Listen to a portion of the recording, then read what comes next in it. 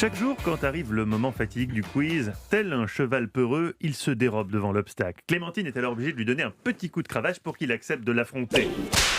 Stéphane prend alors son courage à deux mains et s'exclame avec une intonation guerrière qui trahit ses chances de succès. Bon, bah allons-y. Jouons à Burn to be Alive.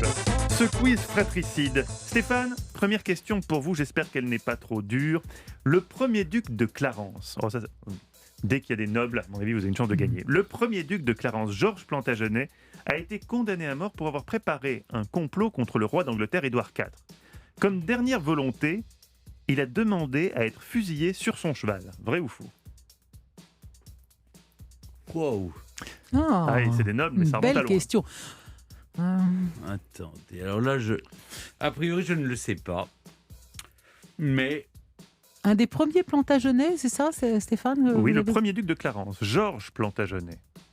Fusillé, il n'aurait pas été... Ah oui, si on Ouais. fusille... Ouais. Oui, il a demandé de pourquoi fusiller. sur son cheval Il aurait demandé d'être fusillé sur son cheval. c'est beau comme idée, Une ça. belle mort. Hein. Il voulait mourir On parlait de en se panache. battant ou à cheval.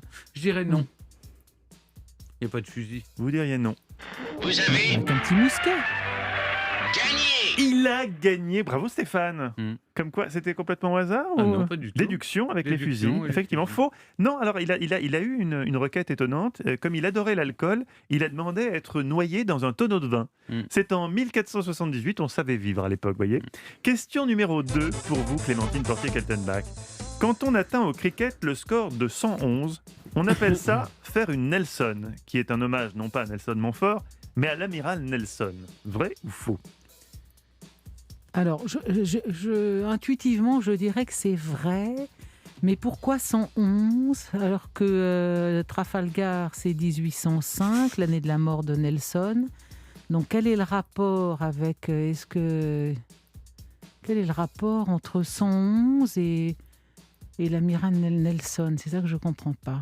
Il n'y avait pas 111 bateaux en tout. Il y avait pas, je ne vois pas le chiffre 111 dans l'histoire de Trafalgar. Je vais dire oui quand même, parce que je trouve que cette Vous dites histoire oui est belle. Oui. C'est la Oui. réponse que vous avez choisie. Vous avez gagné.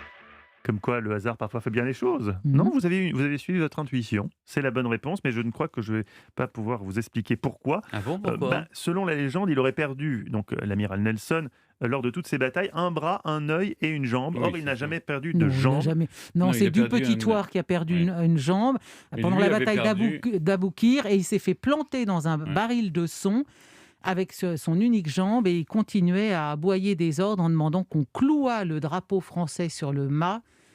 Parce que vous savez, quand on amène le drapeau dans la marine, ça veut dire qu'on s'avoue vaincu.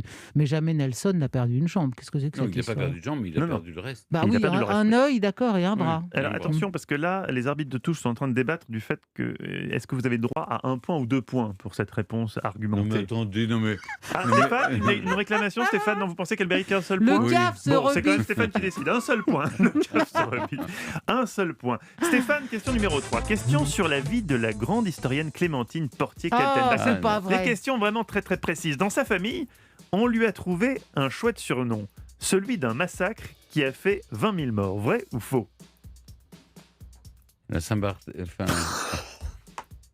je sais qu'elle est parpaillotte, donc je vais éviter de la froisser. Oui, c'est Jamais très... personne ne m'a appelé Saint-Barthélemy. Qu'est-ce que c'est que cette histoire? Effectivement. Donc, quelle est votre réponse, Stéphane? C'est vrai ou c'est faux, cette histoire? Vous avez un autre surnom Un surnom Non, non, qui serait issu d'un massacre qui a fait 20 000 morts, quand même. non, C'est non, pas- non, je crois pas. Ce serait franchement... Ce serait franchement étonnant. Non, c'est vrai, c'est vrai. Les Ah, chiffres, comment ça, c'est vrai? C'est Moi vrai? aussi, c'est vrai. Parce qu'elle doit avoir un Oui. autre surnom. Vous avez gagné. Ah, vous avez changé votre fusil d'épaule au dernier moment, vous avez eu raison. Oui. Alors, vous ne le savez pas vous-même, Clémentine, Non. visiblement, comment les gens Non. vous appellent dans votre dos. On vous surnomme Catine. Ah bah oui, bien sûr. Ah, Ouais. elle avait oublié son propre surnom. Ah, mais Katyn, c'est Ah oui, pas, c'est Katyn. pas le massacre de Ah bah, Katyn. c'est... si, Catine, c'est l'URSS qui a tué Oui. 20 000 Polonais, Oui, quand ça, même. ça, hein. c'est vrai, le massacre de Katyn. Ah, vous avez raison, mais Eh oui. c'est vraiment, c'est tellement tiré par les cheveux. Oui. Oui, oui, bien sûr, mais c'est C-A-T-A-I-N, pas K-A-T-Y-N. La personne qui conçoit ce quiz a tendance à faire des questions qui Mais sont tirées par les cheveux, comment alors qu'il n'en a c'est-il pas un beaucoup. truc pareil? Ben, Mais c'est vous avez Il incroyable. sait tout sur vous. Ouais. Mais on dit que quand même le massacre de Catine... Oui, c'était pour, horrible. bah, C'était horrible, vraiment... hein, c'est d'ailleurs une pomme de discorde désordre entre la Russie et la Pologne. Oui, parce d'ailleurs, que- les Russes ont tenté de faire croire que c'était les Oui, nazis, mais en 90, ils ont exactement. reconnu que c'était eux. Ils ont été obligés de reconnaître que c'était eux. Voilà, Alors là, vous voilà. m'en bouchez un Et voilà coin, les gars. votre très joli surnom. Question numéro 4 pour vous, Clémentine. Justement, à l'époque des premières constructions des pyramides en Égypte, il y avait encore des mammouths. Vrai ou faux? Mais c'est faux. On va pas en Égypte. En tout cas. Non, c'est faux. Ah, ma question ne va pas jusque-là. Parce qu'à cette époque des premières constructions de pyramides, il y avait encore des mammouths. C'est faux. Moi, je dirais faux.